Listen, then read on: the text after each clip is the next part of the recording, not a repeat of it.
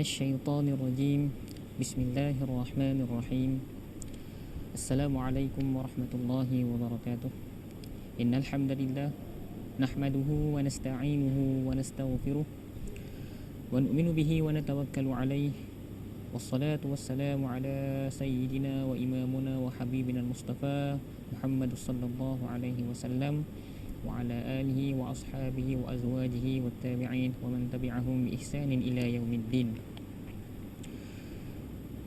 قال الله سبحانه وتعالى في كتابه العزيز بعد أعوذ بالله من الشيطان الرجيم بسم الله الرحمن الرحيم مثلهم كمثل الذي استوقد نارا فلما أضاءت ما حوله ذهب الله بنورهم وتركهم في ظلمات لا يبصرون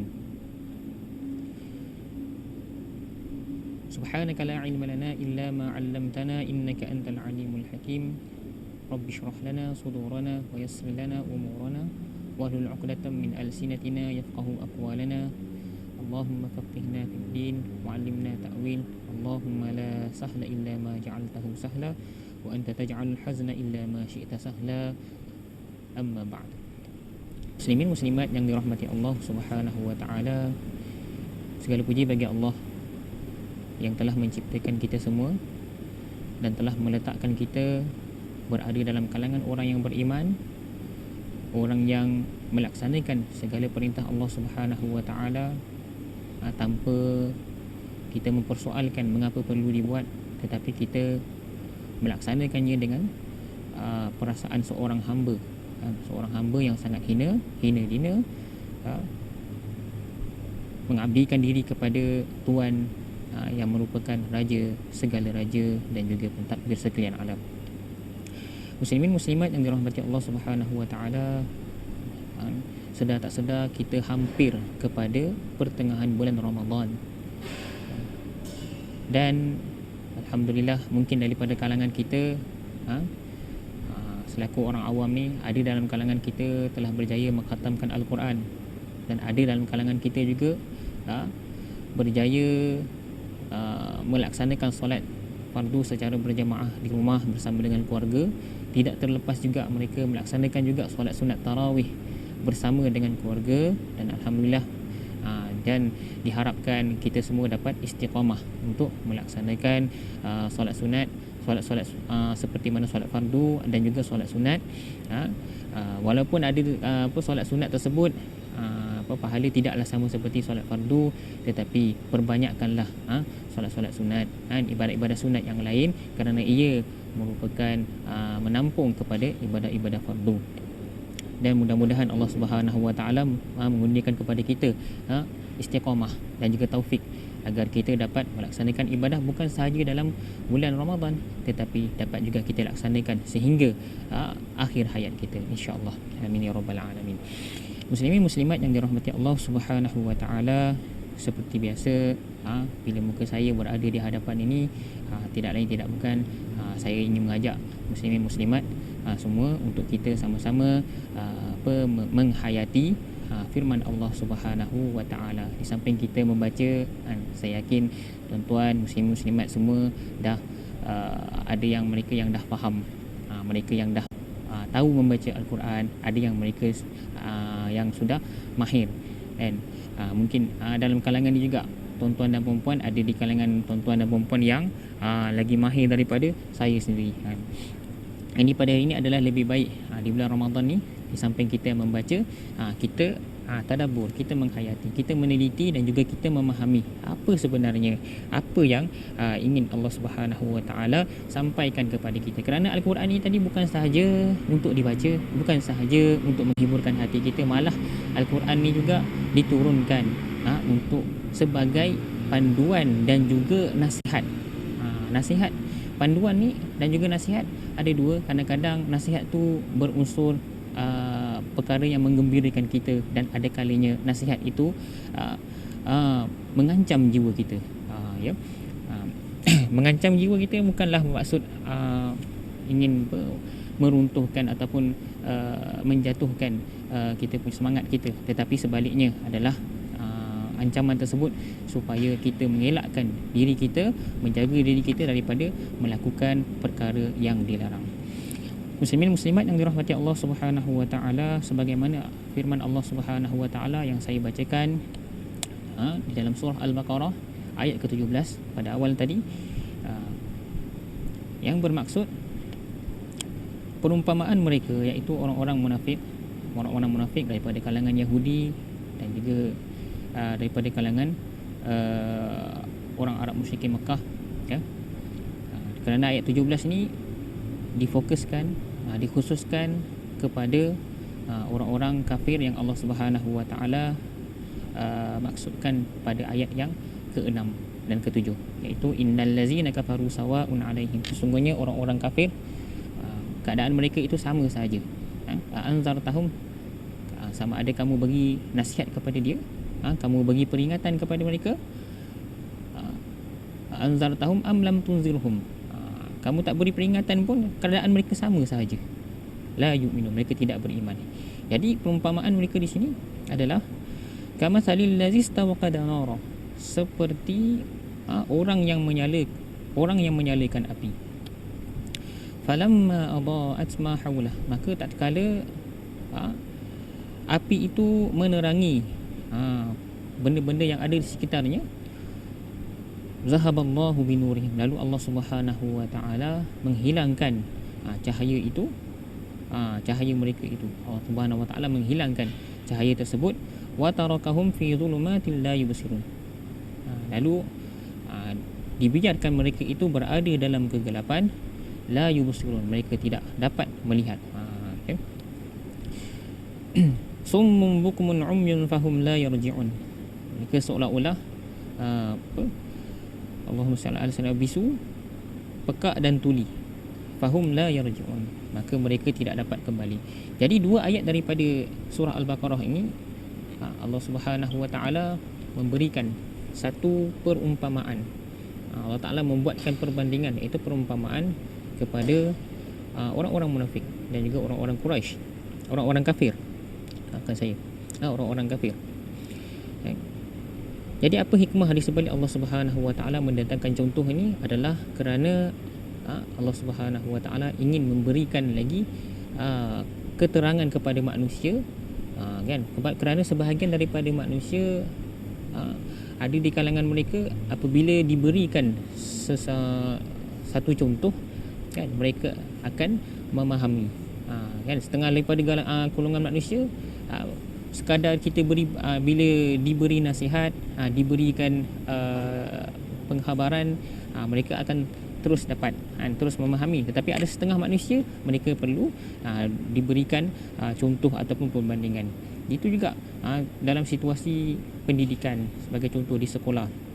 Kadang-kadang ada setengah murid yang mendapatkan ilmu tu secara langsung, kan, sekaligus. Ada setengah murid ni dicekap cerdik, boleh dapat cepat saja dapat. Tetapi ada setengah dalam kalangan murid ni tadi, mereka agak lambat.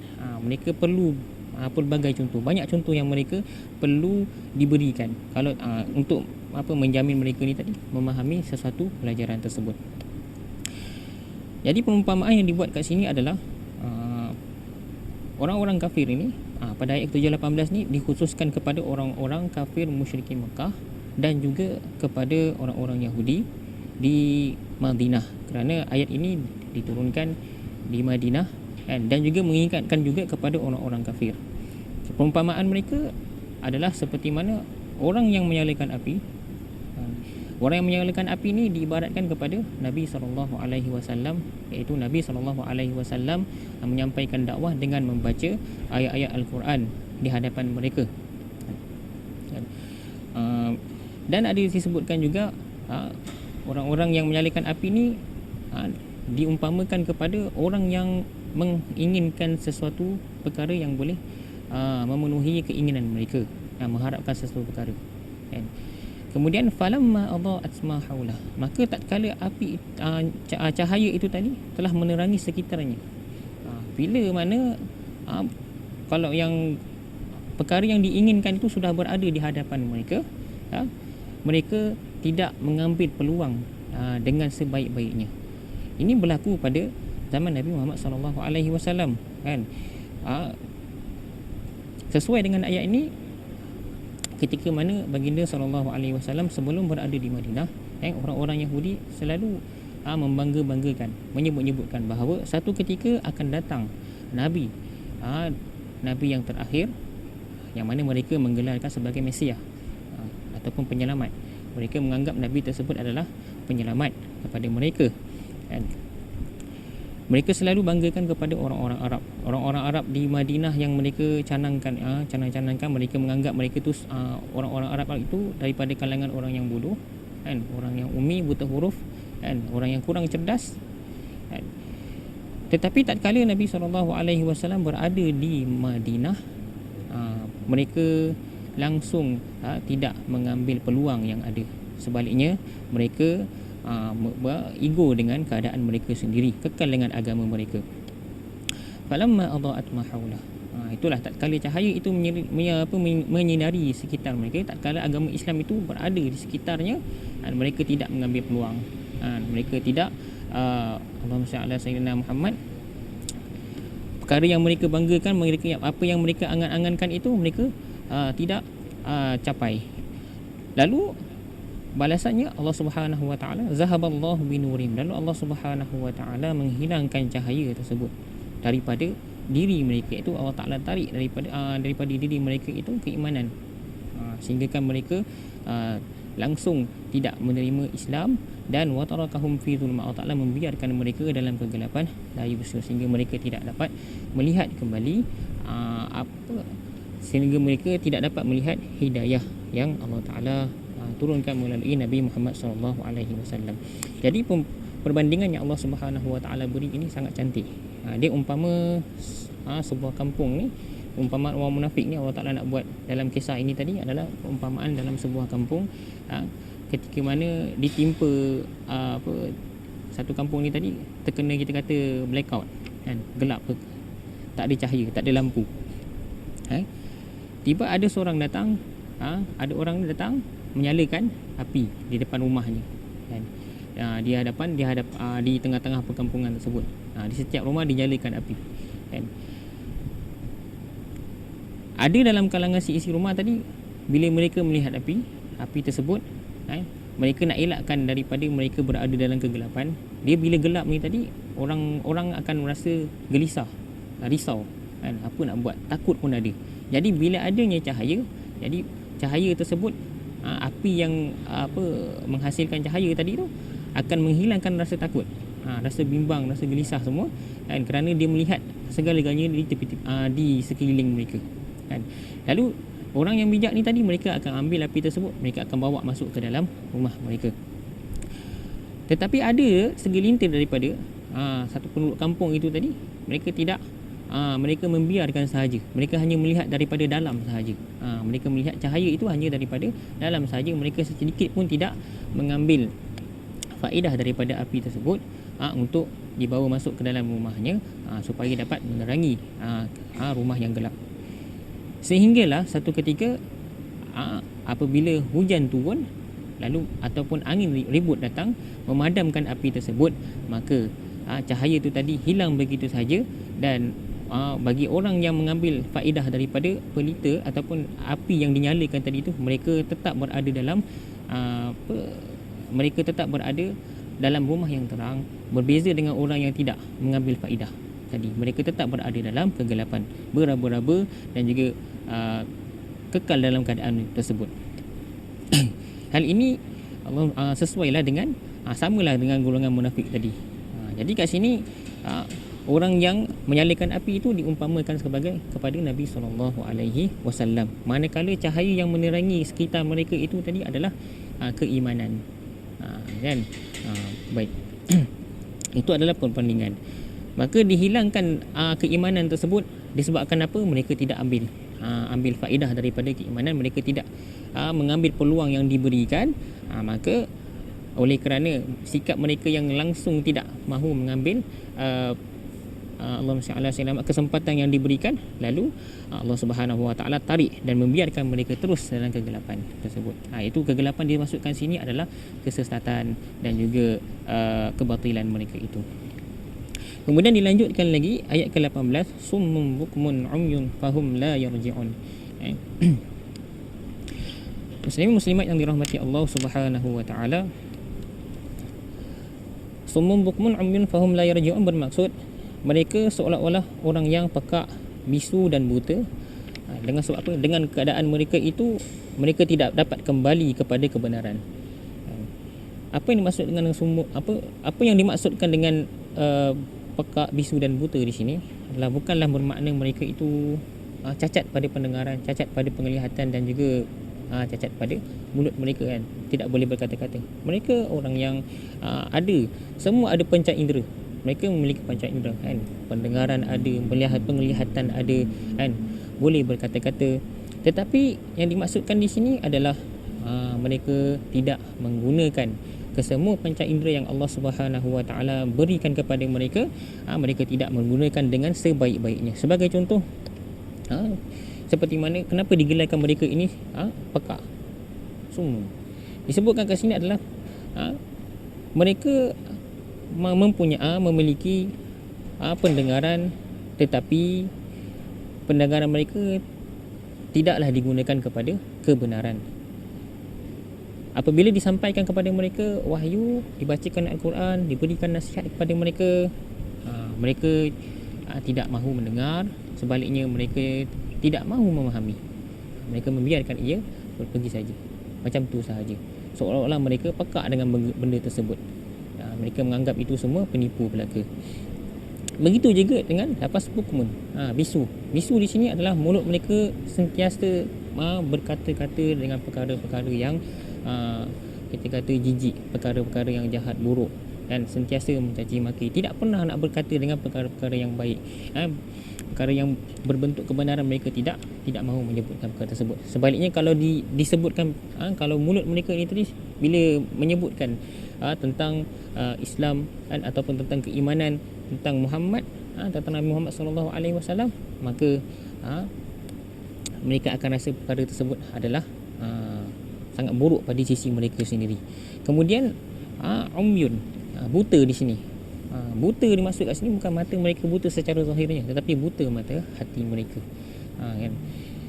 Mereka boleh melihat, mereka boleh melihat orang ramai, mereka boleh melihat sana sini, tetapi satu sahaja, iaitu mereka tidak lihat seseorang itu dengan mereka tidak melihat Nabi Muhammad sallallahu alaihi wasallam dengan pandangan bahawa Nabi sallallahu alaihi wasallam membawa kebenaran. Tidak, tetapi malah mereka melihat keburukan yang ada pada Nabi Muhammad sallallahu alaihi wasallam, meskipun pada batang tubuh Nabi sallallahu alaihi wasallam itu adalah kebenaran, cahaya Islam itu sendiri yang Nabi bawa, tetapi mereka tetap melihat perkara tersebut dengan satu keburukan, dan mereka langsung tidak, oleh kerana dengan sikap mereka itu mereka tetap berada di dalam Allahumma salli ala sayyidina Muhammad, kesesatan mereka.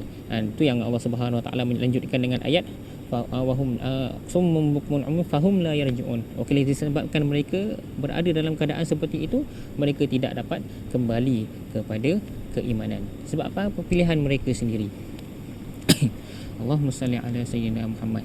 Jadi muslimin muslimat yang dirahmati Allah Subhanahu Wa Taala, jadi ayat ke-17 dan 18 ni tadi adalah khususkan kepada golongan-golongan kafir yang degil, mereka yang tetap berada dalam situasi mereka tidak mahu beriman. Dan mengapa saya katakan bahawasanya mereka ni berada, ayat ini dikhususkan kepada orang Yahudi dan juga kepada orang-orang kafir. Mereka ditujukan kepada orang kafir musyrikin Mekah itu adalah sebagai mengingatkan, memperingatkan kepada mereka tentang perangai mereka terdahulu. Dan apa yang ada pada musyrikin Mekah tu, Allahumma salli ala sayyidina Muhammad, ada juga perangainya di Madinah, iaitu pada perangai orang-orang Yahudi tadi. Dan surah Al-Baqarah ini Allahumma salli ala sayyidina Muhammad, ayat ni tadi juga ditujukan kepada orang-orang Yahudi kerana surah Al-Baqarah ini diturunkan di Madinah, dan dikatakan di antara surah yang awal-awal diturunkan selepas Nabi SAW berhijrah ke Madinah, di antara tahun ke-6 ke tahun 8 hijrah disebutkan di situ. Baik. Muslimin muslimat yang dirahmati Allah Subhanahu Wa Taala, apa yang kita boleh ambil daripada ayat ke-17 dan 18 ini tadi adalah bila mana kesempatan pada ayat ke-17 ni, kan, perumpamaan bagi orang yang menyalakan api, lalu bila api itu dah menghasilkan cahaya yang menyinari sekitar dia, kan, selepas pada tu Allah Subhanahu Wa Taala menghilangkan cahaya tersebut, kan. Ini bermaksud kesempatan yang ada, kan, kesempatan yang Allah Subhanahu Wa Taala berikan, kesempatan yang membentuk kebaikan macam pada zaman kita, kan. Zaman Nabi sallallahu alaihi wasallam dah berlalu. Jadi sekarang ni zaman kita ni, bila mana kesempatan yang ada pada kita, ada yang Allah Subhanahu Wa Taala berikan kepada kita, janganlah kita sia-siakan. Lebih-lebih lagi bulan Ramadan yang kita semua inginkan, kan. Kita doa kepada Allah Subhanahu Wa Taala sejak sebelum kedatangan Ramadan, kan. Ulama ada mengajar kita, kan, ya Allahumma barik lana fi Rajab wa Sya'ban wa ballighna Ramadan. Ya Allah, berkatilah kami pada bulan Rajab dan bulan Sya'ban, wa ballighna Ramadan, sampaikanlah kami kepada bulan Ramadan. Ya, jadi sekarang bulan Ramadan dah sampai, dah datang. Ini kesempatan Allah Taala beri, kan. Masih belum terlambat. Kita hampir berada di pertengahan. Masa yang berbaki ni janganlah kita biarkan ia berlalu begitu sahaja, kan. Sebagaimana kita inginkan, ya Allah sampaikanlah kami di bulan Ramadan supaya apa? Supaya kami dapat beribadat, kan, kami dapat melakukan amal soleh di dalamnya, kan, kami dapat melaksanakan ibadah tadi lebih baik daripada bulan sebelumnya. Sebagaimana kita harapkan, sebagaimana kita inginkan, jangan kita biarkan ia berlaku saja. Kalau tak, samalah nasib kita macam golongan Yahudi ni tadi, golongan kafir, orang Yahudi, mana kesempatan diberikan mereka tidak ambil dengan sebaiknya. Kemudian ayat yang ke-18 berkaitan dengan seolah-olah pekak bisu, dan juga pekak bisu buta, kan. Segala panca indera yang Allah Ta'ala berikan kepada kita, gunakanlah sebaik-baiknya, kan. Telinga Allah Ta'ala beri, janganlah semata-mata telinga kita ni nak dengar perkara yang lara saja. Tidak ada masalah, kan. Kita nak dengar tentang hiburan, kita nak dengar perbualan orang, tetapi janganlah semuanya, kalau satu hari tu tadi 24 jam, jangan 24 jam benda lara saja, tuan-tuan, kan.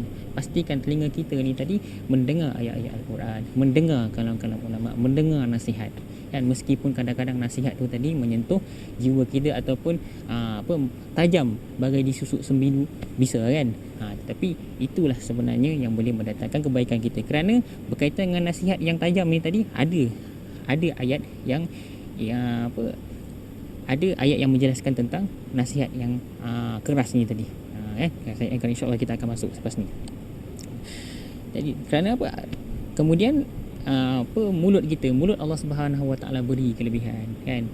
Boleh bercakap, tuturkanlah perkataan yang baik-baik, kan. Elakkan daripada bercakap perkara yang kotor, kan. Lebih-lebih bulan Ramadan ni banyakkan membaca Al-Quran, kan. Baca Al-Quran. Kalau kita golongan orang awam, mungkin kita tak boleh nak menandingi, kita tak dapat nak menandingi para ulama terdahulu, kan. Mereka, kehidupan mereka pada bulan Ramadan, mereka tumpukan sepenuhnya hidup mereka dengan Al-Quran. Sebab itulah kalau kita dengar ada dalam kalangan para sahabat, kan, para tabi'in, mereka satu hari tu boleh khatam sebanyak 2 kali dia baca Al-Quran, kan. Jadi bila kita renungkan, satu juzuk Al-Quran kalau kita baca satu hari, kan, satu juzuk Al-Quran kalau kita baca, kita fokus tumpu, kan, berkemungkinan kita boleh dapat satu juzuk tu dalam setengah jam. Jadi bayangkan kalau 30 juzuk tu kalau kita tumpu saja dengan Al-Quran, mungkin kita ambil masa dalam 15 jam gitu, kan. Tetapi muslimat yang dirahmati Allah Subhanahu Wa Taala, sebagai golongan orang awam ni, mungkin kita fahamlah masing-masing ada komitmen masing-masing. Tetapi muslimat yang dirahmati Allah Subhanahu Wa Taala, kalau ada sedikit masa, jangan lepaskan mulut kita daripada berzikir kepada Allah Subhanahu Wa Taala. Semua tu ada pahala, kan. Kerana orang yang baca Al-Quran ni ganjaran masya-Allah terlalu besar. Ada yang katakan man qara'a harfan min kitabillah falahu hasanah. Siapa yang membaca Al-Quran satu huruf daripada Al-Quran, falahu hasanah, maka baginya satu kebaikan. Yang mana kebaikan tu falahu hasanah wal hasanatu bi asyri amsalihha, dan satu kebaikan tu dia punya kiraan dia sama seperti 10 kali ganda pahalanya, kan.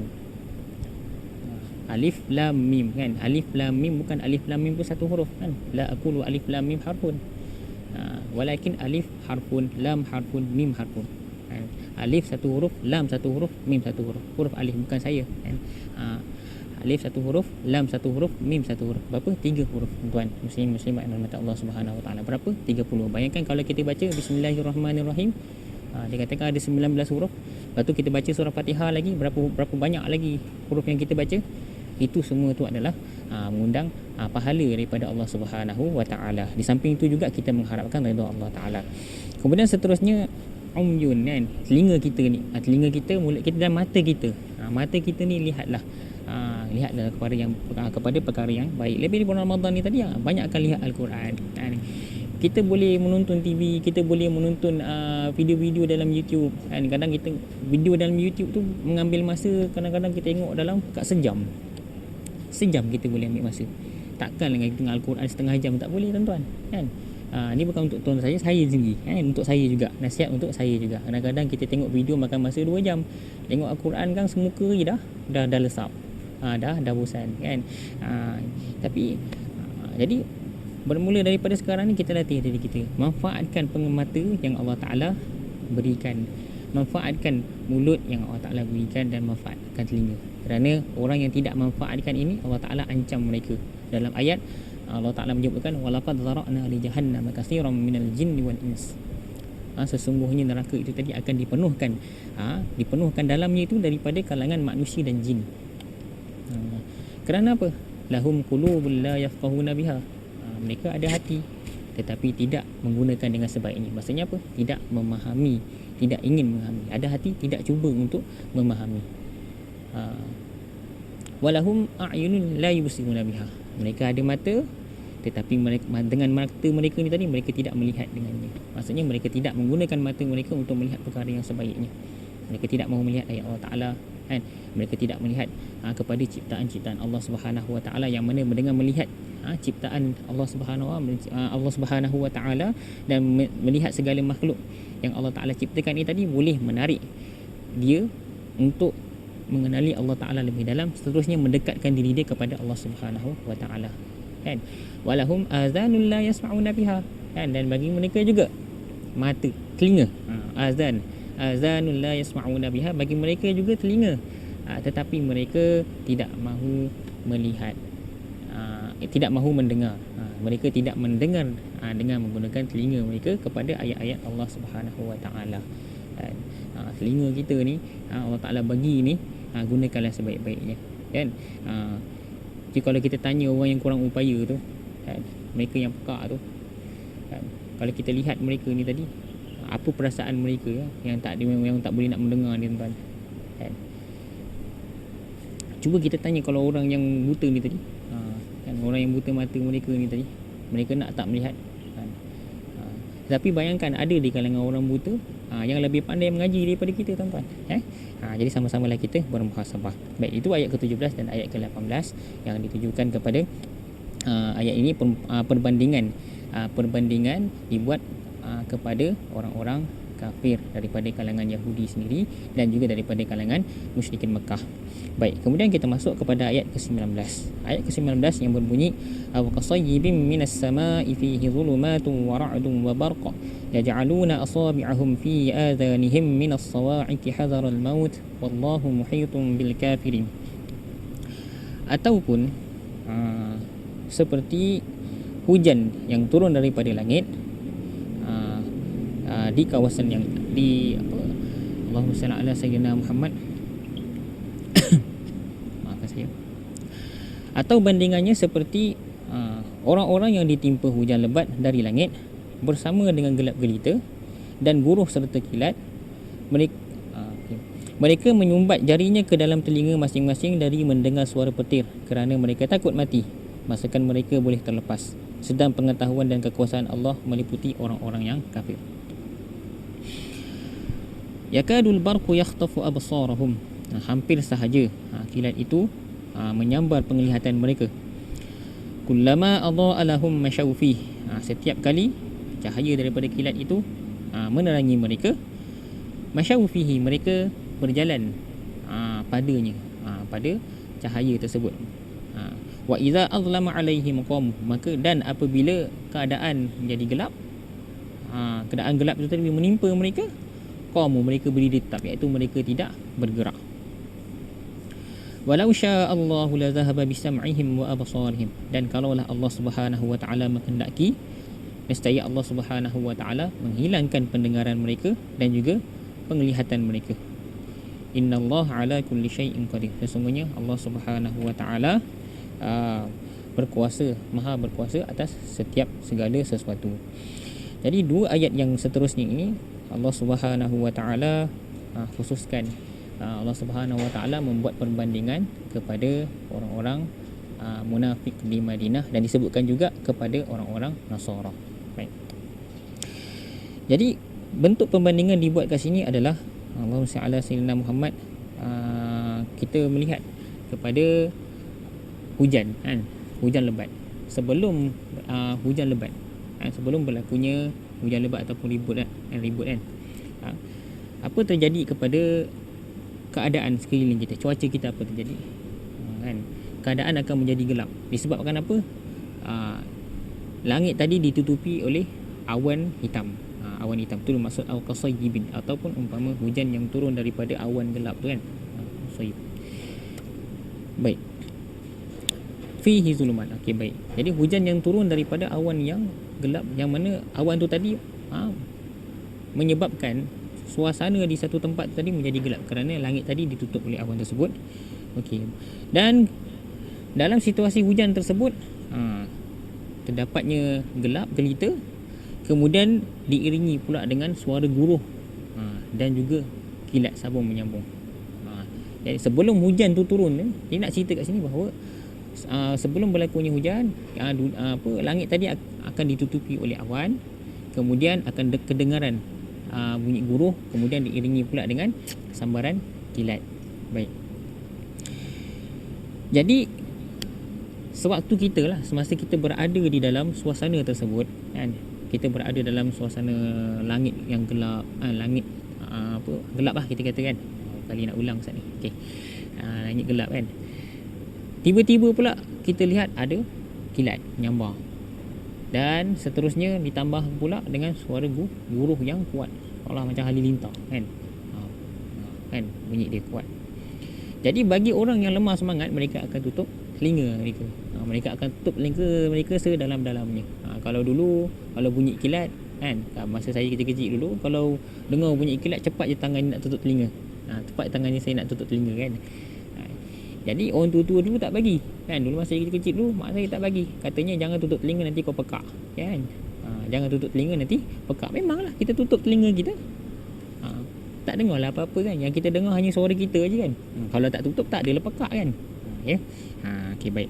Ada kebetulnya juga orang tua-tua cakap jangan tutup telinga, nanti kau pekak. Padahal memanglah tutup telinga tu pekak, tak dengar apa pun. Okey, baik. Jadi dekat sini Allah Subhanahu wa taala menyebutkan bahawa perumpamaan orang munafik di kota Mekah ni adalah ketika seumpama seperti mana hujan yang turun ketika awan berserta awan gelap dan diiringi pula bunyi guruh dan juga sambaran kilat kan. Mereka tatkala mereka mendengar bunyi guruh ni tadi, kira mana orang yang mendengar bunyi guruh ni, mereka akan tutup telinga mereka dengan jari-jari mereka. Kan? Disebut kat sini jari-jari kan. Jari-jari maksudnya apa? Semua jari ni. Tapi adakah kesemua jari ni boleh dimasukkan dalam telinga kita, tuan-tuan? Tidak. Ia bermaksud bahawa kat sini seolah-olah kalau bunyi dentuman tu tadi, kita kalau boleh tak nak dengar langsung kan? Kita akan tutup serapat-rapatnya telinga kita, seumpama macam tu kan. Sebab apa ditutupnya tu? Kerana dibimbangi bunyi pekikan, bunyi guruh tadi boleh menyebabkan kematian pada diri mereka. Dan di sini Allah Subhanahu wa taala membuat pembandingan tentang awan yang hitam, awan yang gelap itu adalah awan yang gelap, kemudian seterusnya suara bunyi guruh dan juga kilat itu tadi, kesemua itu adalah berkaitan dengan wahyu yang disampaikan oleh Nabi sallallahu alaihi wasallam. Kan? Baik. Wahyu yang disampaikan oleh Nabi sallallahu alaihi wasallam kepada orang-orang munafik. Kan? Baik. Dan guruh itu adalah simbolik kepada Allahumma salli ala sayyidina Muhammad, nasihat, amaran, ancaman yang disampaikan oleh baginda sallallahu alaihi wasallam. Bagi orang yang apabila disampaikan kepada mereka peringatan dan disampaikan kepada mereka amaran, kalau sekiranya perkara itu tidak ada kaitan dengan diri dia, maka mereka tidak akan terasa apa-apa. Sebaliknya, kalau mereka yang buat perkara tersebut, lalu mereka akan terasa. Jadi orang-orang munafik ini, mereka seperti itu. Mereka menganggap bahawasanya peringatan yang disampaikan oleh Nabi SAW itu sakit pada diri mereka. Kalau kita kata ibarat sembilu kan, ibarat sembilu, kalau dah kena pada badan tu memang sakit. Ibarat mereka macam tu. Jadi mereka nak mengelakkan daripada kata-kata tu tadi boleh memanah jiwa mereka, hati mereka kan.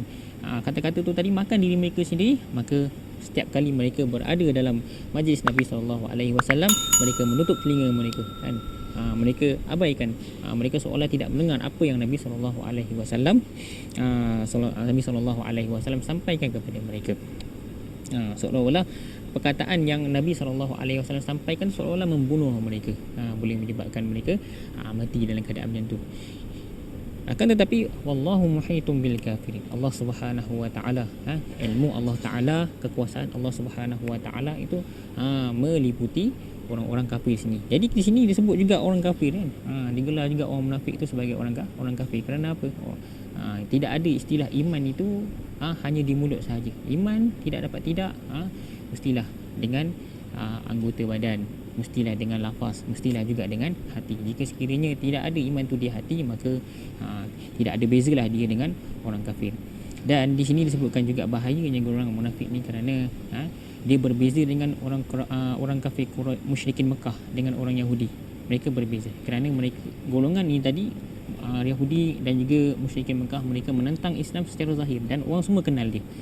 Dan manakala golongan munafik yang kafir, daripada kafir di hati, Islam di zahirnya Islam, tapi hatinya kafir, mereka ni sangat berbahaya. Kerana golongan macam inilah mereka sering melakukan porak-poranda, mereka melakukan pecah-kaca dan perpecahan di dalam kumpulan Islam.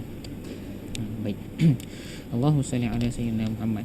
Kemudian ayat seterusnya, hampir sahaja kilat itu memancar penglihatan mereka. Jadi kat sini kilat itu bermaksud simbolik kepada iman ataupun wahyu daripada Allah Subhanahu wa taala yang disampaikan oleh Nabi sallallahu alaihi wasallam. Hampir sahaja wahyu itu tadi dapat memberi kesedaran kepada mereka.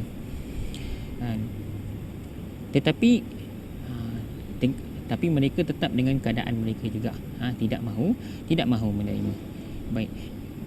Allahumma salli ala sayyidina Muhammad. Didatangkan perumpamaan lain, kullama adha'a lahum masyaufi. Okey, kilat itu tadi hampir saja menyambar penglihatan mereka. Okay. Setiap kali mereka cahaya daripada kilat itu menerangi mereka, mereka berjalan padanya. Ini situasi orang-orang munafik, nak menyebutkan bahawa mereka berada dalam kelompok Islam tu hanya beberapa ketika sahaja. Untuk apa? Untuk mereka mendapatkan keuntungan.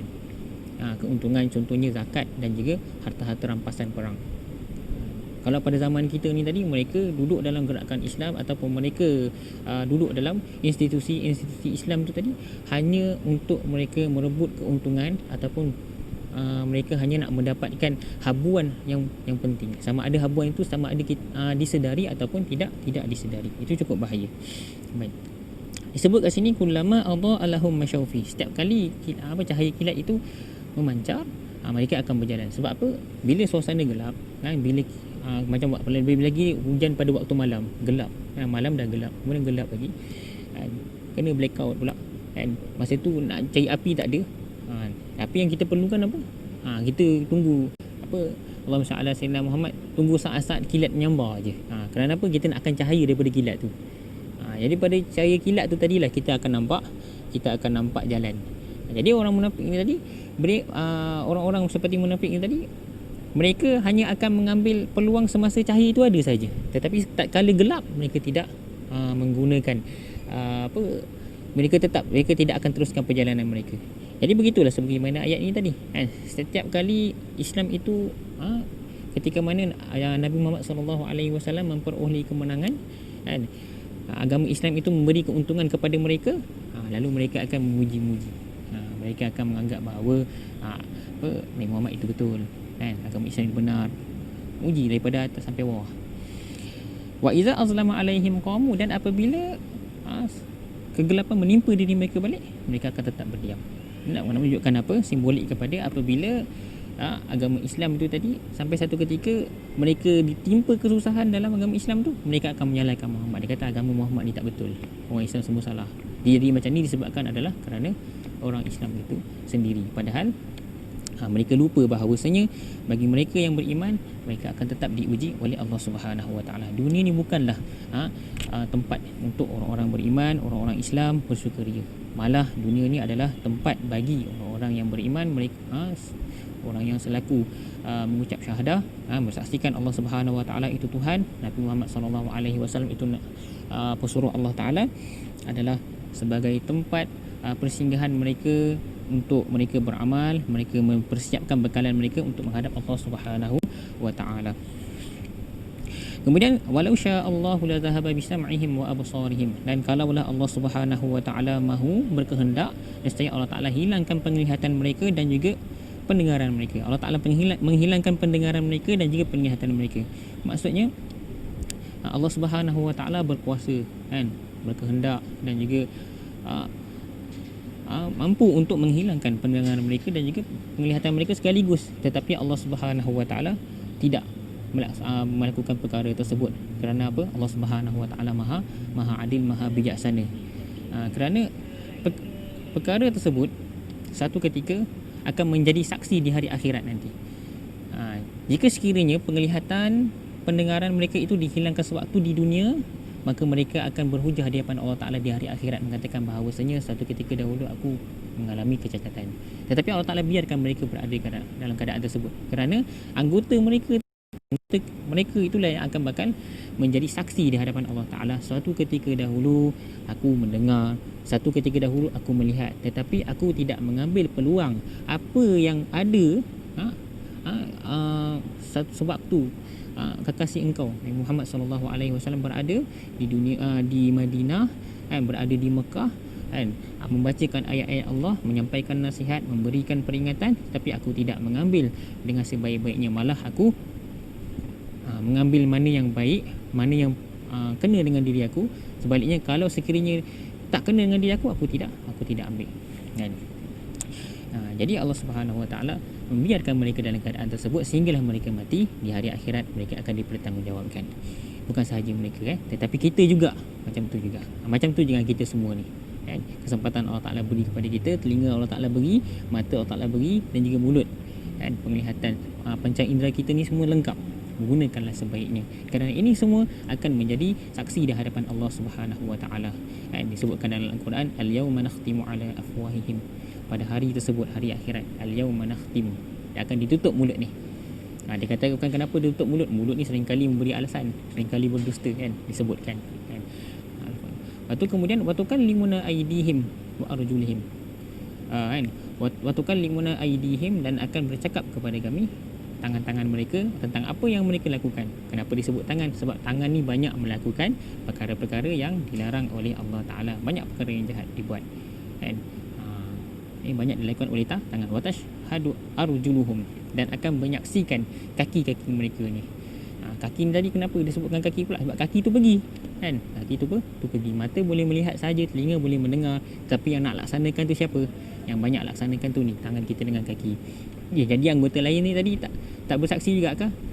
Bersaksi. Kalau ini tangan dengan kaki dah buat, mesti yang lain pun jadi turut juga dijadikan saksi kepada Allah Subhanahu Wa Taala. Innallaha ala kulli syai'in qadir. Sesungguhnya Allah Subhanahu Wa Taala atas segala sesuatu maha berkuasa. Jadi muslimin muslimat yang dirahmati Allah Subhanahu Wa Taala, jadi apa yang kita boleh ambil daripada ayat ke-19 dan ke-20 ni? Yang pertama berkaitan dengan sebab nuzul dia, kan? Ayat ke-19 ni Allah Subhanahu Wa Taala turunkan perumpamaan yang Allah Taala berikan sebagaimana disebutkan dalam tafsir Imam At-Tabari, yang diambil daripada Sayyidina Imam At-Tabari mengeluarkan daripada kata-kata Ibnu Abbas dan juga Ibnu Mas'ud. Dua-dua orang ni, Ibnu Abbas dan Ibnu Mas'ud, dua orang yang sangat terkenal, alim dalam bidang tafsir. Ibnu Mas'ud ni satu ketika dia pernah mengatakan bahawa demi Allah tidak adalah apa-apa ayat yang diturunkan, ayat-ayat Al-Quran yang diturunkan, melainkan aku tahu, kan, aku tahu di mana turunnya, sebab apa diturunkan, dan pada perkara apakah diturunkan, di mana diturunkan, masa bila diturunkan, di mana diturunkan, dan sebab apa diturunkan ayat tersebut. Itu Ibnu Mas'ud, ya, radhiyallahu anhum. Ibnu Abbas dan Ibnu Mas'ud radhiyallahu anhu, dia telah, dan juga selain daripada dua orang ni, telah menyebutkan dalam sebab nuzulnya, mereka berkata sebelum ni ada dua orang lelaki daripada kalangan munafik daripada penduduk Madinah, mereka lari daripada Rasulullah sallallahu alaihi wasallam, mereka ingin menuju kepada orang-orang musyrikin di Mekah.